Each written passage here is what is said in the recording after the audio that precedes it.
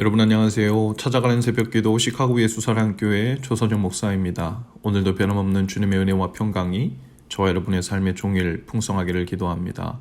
오늘 말씀은 로마서 3장 23절 24절 말씀입니다. 제가 읽어드리죠. 모든 사람이 죄를 범하였음에 하나님의 영광에 이르지 못하더니 그리스도 예수 안에 있는 속량으로 말미암아 하나님의 은혜로 값없이 의롭다 하심을 얻은 자 되었느니라. 아멘.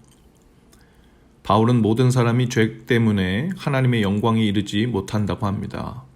죄가 하나님의 영광을 가로막는다는 말이죠. 여기서 영광이란 단어의 사전적 의미는 훌륭함을 나타내거나 이루어서 그 이름이 빛나고 자랑스럽게 된 상태입니다. 즉, 죄 때문에 하나님의 영광이 이르지 못하게 되었다는 말은 죄로 인해 하나님의 위대하심과 선하심과 아름다움을 대면하여 보고 그 영향력 아래서 살 수 없는 상태에 이르게 되었다는 말이죠.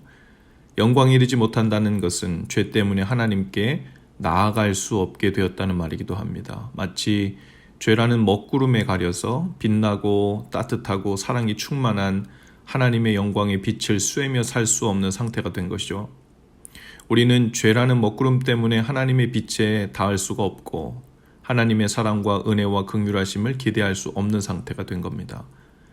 그것에 대한 결과가 바로 죽음이지요. 죄로 인해 고통이 시작됩니다. 영적인 죽음이 찾아온 것뿐만 아니라 하나님 없이 영적인 방황을 하며 이 땅을 살다가 죽어서도 지옥에서 영원히 고통하게 되었다고 성경은 말합니다. 하지만 죄를 범한 모든 인간에게 하나님의 영광이 먼저 다시 나타났죠. 우리가 죄값을 치르지 않았는데 하나님이 대신 죄값을 치러주셨습니다. 하나님은 십자가에서 죽으시고 부활하신 예수님을 우리 모든 믿는 자에게 하나님의 영광을 나타내 주시는 것으로 보여주셨어요. 구약 성경에는 속죄제와 번제와 소제와 화목제를 드릴 때 하나님의 불이 내려와 제물을 태웠습니다. 그 불이 내려온 것을 하나님의 영광이 나타났다, 하나님의 영광이 임했다라고 표현했습니다. 사람이 만든 하나님의 성전에도 하나님의 영광이 가득 임했죠. 신약에는 예수님이 오심으로 하나님의 영광이 나타났어요. 사도 요한이 육신을 입고 오신 예수님을 보고 이렇게 말합니다. 요한복음 1장 14절에 우리가 그 영광을 보니 아버지의 독생자의 영광이요 은혜와 진리가 충만하더라. 예수님 안에는 하나님의 영광이 충만하게 임했습니다. 예수님을 통해서 하나님의 영광과 살아계심이 나타났죠. 그리고 이제는 우리 믿는 자들 안에 예수님을 성령을 통해 모시고 그분 안에 살 때 주님을 모신 모든 사람들 속에서도 하나님의 영광이 충만하게 나타납니다.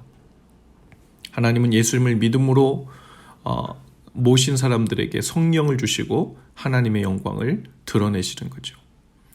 또 오늘 24절입니다. 그리스도 예수 안에 있는 속량으로 말미암아 하나님의 은혜로 값없이 의롭다 하심을 얻은 자 되었느니라. 예수 그리스도는 우리에게 자유를 주십니다. 개역개정에는 속량으로 번역했는데요. 개역 성경에는 그리스도 예수 안에는 구속이 있다고 번역했어요. 구속이란 단어의 한자 뜻은 구할, 갚을, 값을 지불하고 자유를 준다는 의미입니다. 또 속량이라는 말도 자유인이 되기 위해서 값을 치렀다는 말이죠. 구속은 노예 시장에서 노예에게 몸값을 지불하고 자유를 줄 때 쓰던 말이에요. 물론 지금 시대 노예는 없죠. 하지만 많은 사람들이 죄의 노예로 살고 있습니다. 죄에 의해 매여 있죠. 하나님을 떠나서 탐욕에 매여 있고 교만에 매여 있고 자기 영광, 불신에 매여 있습니다. 사람에게 매여 있고 물질에게 매여 있고 일에, 담배, 술, 마약, 중독 등에 매여 있죠. 분노에 매여 있기도 하고 허무함과 낙심하는 마음에 매여 있기도 합니다. 이것들 모두가 사망 권세에 매여 있는 증거죠. 아무 것에도 매여 있지 않는 자유인이라면 자기가 원하는 대로 살 수 있어야 합니다. 그러나 그렇지 못할 때가 훨씬 더 많죠.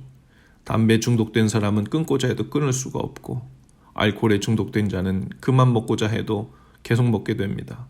이것이 노예된 삶이죠. 원치 않게 불안과 두려움에 매여 삽니다. 여기서 자유할 수가 없어요. 하지만 예수님께서 우리를 자유케 하셨습니다. 예수님께서 우리의 죄를 위해서 핏값을 치르심으로 우리를 자유케 하셨어요. 이제 부활하신 예수님을 우리의 그리스도로 모시면 우리는 마음의 진정한 자유를 누리게 됩니다. 우리는 그리스도 안에서 그야말로 문자 그대로 왕 노릇하게 되는 거예요. 내가 자유인이 되어 행할 수 있습니다. 예수님은 말씀하셨어요. 진리를 알지니 진리가 너희를 자유케 하리라. 또 예수님은 우리에게 의로움을 주신다고 했습니다. 하나님의 은혜로 값없이 의롭다 하심을 받았느니라. 우리는 죄값을 다 치르지 못합니다. 하나님은 우리 죄값을 대신 치러주시고 죄 없다 하셨어요. 우리를 사랑하신다, 자랑스럽다 라고까지 말씀하세요. 우리를 구원하여 주십니다. 의로움을 주시는 것보다 더 큰 사랑은 없죠. 오늘 우리가 읽은 이 두 구절의 말씀은 엄청난 말씀이에요. 죄에 매여 있는 세상을 둘러엎으시고 하나님의 영광이 임하게 된 놀라운 말씀입니다.